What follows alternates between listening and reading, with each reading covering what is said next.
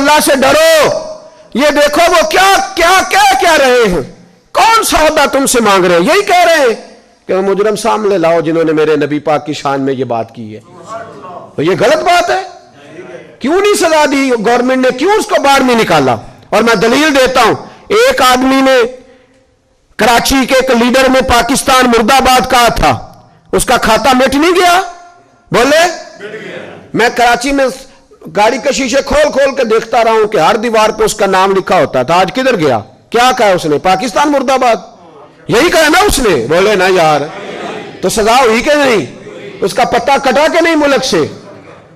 تو جو پاکستان زندہ باد نہ کہے، اگر اس کا پتہ کٹ جاتا ہے تو جو تاجدار ختم نبوت زندہ باد نہ کہے، اس پر کیوں نہیں فتویٰ لگایا جاتا؟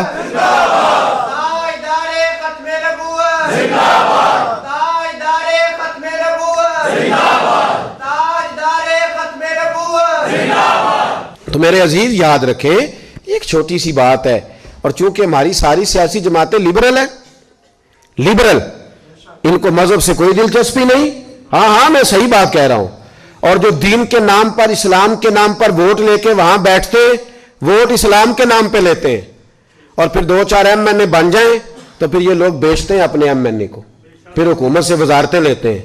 تم مذہب کے نام پہ آئے ہو تو جن کو تم نے الیکشن میں گالیاں دی تھی ان کے تم سپورٹر کیسے بن گئے؟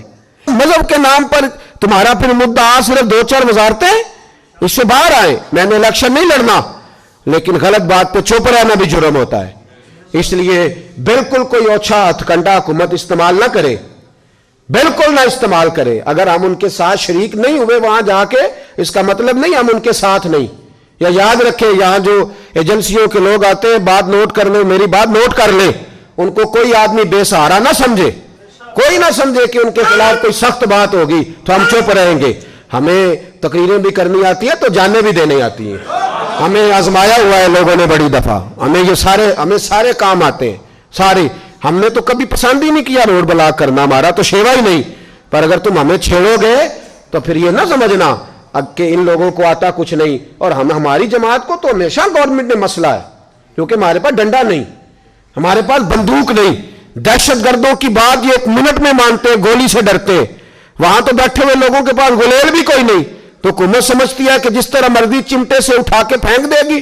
اور پھر وزیر داخلہ صاحب کہتے ہیں ہمیں کورٹ کا آرڈر ہے، کورٹ نے جب تمہیں نکالنے کا آرڈر کیا تھا تو تم ساری سڑکوں پہ چلائے تھے، اس وقت کیوں نہیں چپ کیے کہ کورٹ کا آرڈر تھا؟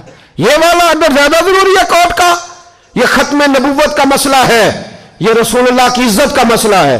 ہم اگر یہاں بیٹھے ہیں یا وہاں بیٹھے ہیں یا کوئی کراچی میں بیٹھا ہے، لیکن جب تاجدار ختم نبوت کا نعرہ لگے گا تو تم ہمیں ایک جان پاؤ گے، ایک کونے میں پاؤ گے، ہمیں ایک میدان میں کھڑے ہوئے پاؤ گے انشاءاللہ تعالی۔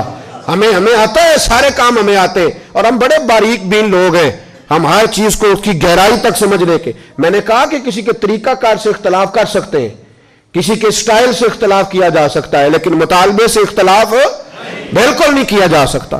میں ہر جگہ پہ کہہ رہا ہوں، اور یہاں بھی کہہ رہا ہوں، ہر فورم پہ کہہ رہا ہوں، اور ہمارا موقف بڑا واضح ہے اس موضوع پر، بڑا کلیئر ہے کہ جس بندے نے یہ زیادتی کی ہے اس کو سزا ہونی چاہیے، اس کو سزا ہونی چاہیے، اور کوئی غیر اخلاقی طریقہ نہیں، قانون کے مطابق سزا دیں۔ آپ نے دی نہیں کراچی کے لیڈر کو سزا، اس نے پاکستان کے خلاف بات کی تو سزا دی نہیں، اس کا پتہ نہیں کاٹ دیا، تو لائیں ان لوگوں کو سامنے کھڑا کریں، اسے سزا دیں۔ اینکر منہ کھولتے ہیں ٹی ویوں پہ بیٹھے ہوئے، بھائی مولوی کو منع کرتے ہو سیاست پہ بات نہیں کرنی، تو سیاستدان کو کیوں منع نہیں کرتے کہ تم نے دین پہ بات نہیں کرنی؟ اسے کیوں نہیں منع کیا جاتا؟ اس کو عام اجازت ہے۔ اینکر پرسن ٹی وی پہ بیٹھ کے کہتے ہیں نبی پاک نے معاف کیا، نبی پاک نے معاف کیا۔ ہاں معاف کیے، بڑا معاف کیے، لیکن نبی پاک نے معاف کیا، جناب عمر نے معاف کوئی نہیں کیا، حضرت علی نے معاف نہ کوئی نہیں کیا، حضرت ابو بکر نے معاف، عثمان غنی نے معاف۔ کچھ کافر تھے نبی پاک کے بے ادب، فتح مکہ ہوا تو وہ بھاگ گئے، ان کو مکے کے مشرکین نے مشورہ دیا تم وہ نبی پاک کے گستاخ، چہرے پہ پردے ڈال کے چھپ چھپا کے نبی پاک تک پہنچ جاؤ، اگر تو حضور تک چلے گئے تو بچ جاؤ گے، علی کے ہتھے نہ چڑھ جانا کہیں، نبی پاک تک پہنچ گئے تو بچ جاؤ گے، عمر کے ہتھے نہ چڑھ جانا، خبردار کہیں تمہارا سامنا خالد بن ولید سے نہ ہو جائے، डरना कहीं साथ भी नबी वकास से सामने, वो काट देंगे तुम्हें, काट डालेंगे।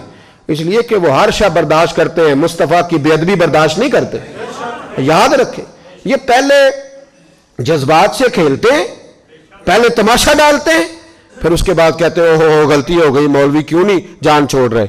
अच्छा, पहले कहा था गलती हुई नहीं, फिर उसके बाद कहा नहीं हुई है और हमने सही, तो बिल्कुल ठीक है। चोर चोरी मानता है तो सजा भी लेना, आइन के मुताबिक, वो इतनी सी बात है, इसमें रटे वाली कौन सी बात।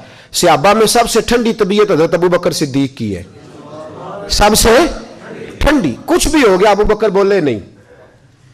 लेकिन एक दिन उनके वालिद आए नबी पाक के दरवाजे पे, बूढ़े थे, नाबीना थे, सफेद दाढ़ी थी, आके खड़े हो गए। हुजूर ने फरमाया अबू काफा कैसे आए हो? कहा आज तो हद हो गई है, मुझे अबू बकर ने थप्पड़ मारा है। सहाबा कहते हैं जितने लोग खड़े थे सब कहने लगे ये हो नहीं सकता, अबू बकर ये कर नहीं सकते, इसलिए कि उनको तो हजरत उमर तक जाना जरा मुश्किल है, लेकिन जनाब सिद्दीक अकबर की तो बच्चे बच्चे उन तक पहुंच सकता है, तो ठंडे मिजाज के हलीम बुर्दबार आदमी हो नहीं सकता। लेकिन जब उन्होंने कहा तो नबी पाक खामोश हो गए। हुजूर ने फरमाया चलो अबू बकर को बुलाओ। बुलाया जनाब सिद्दीक अकबर को, यूं हाथ बांध के खड़े हो गए। हुजूर ने फरमाया अबू बकर तूने बाप को मारा है? चुप। थोड़ी देर के बाद फिर फरमाया अबू बकर लोगों को यकीन नहीं आ रहा कि तुमने ऐसा किया है, लोगों को उम्मीद नहीं थी, बाप को मारा है? फिर चुप। तीसरी दफा महबूब ने फिर इशारा किया, फरमाया बोलता क्यों नहीं? जनाब सिद्दीक अकबर ने सर उठाया तो आंसुओं के कतरे दाढ़ी पे गिर रहे थे। जनाब सिद्दीक अकबर ने सर उठाया तो रो रहे थे। अर्ज करने लगे हुजूर बाप से कहें तलवार पकड़े और मेरे टुकड़े टुकड़े कर दे, यहां कट जाऊंगा, बाप के आगे बोलूंगा नहीं। इसे कहो मुझे काट डाले, मार डाले, पर आपके बारे में बात ना करे। हुजूर आज इसने आपके बारे में बात की है, आपके बारे में। हलीमिया अपनी जगह पर मेरा इश्क बड़ा गैरतमंद है। हुजूर वो बुर्दबारी और जगह पे है, वो मेरी जात के लिए, आपके लिए नहीं है। या रसूल अल्लाह सल्लल्लाहु अलैहि वसल्लम आज इसने आपके बारे में बात की, शुक्र करे मेरे हाथ में तलवार नहीं थी, वरना आज बाप की गर्दन कटती। और मैं लोगों को बताता हमारे नजदीक सिर्फ वो बंदा बचेगा जो नबी पाक का वफादार होगा, दूसरा कोई बच सकता? क्या कह गए ख्वाजा गुलाम फरीद और आदि कर गए, कहने लगे तन तंदूर हड्डां दा बालन असी हावां नाल तपाया, कप कप मुकियां पेड़े कीते, उतों इश्क पलेथन लाया, तन दी हांडी ते मन दा सालन, उतों लून सबर दा पाया। गुलाम फरीदा वे मैं सारी तेरी, गुलाम फरीदा मैं सारी तेरी, तेनू अजे यकीन नहीं आया?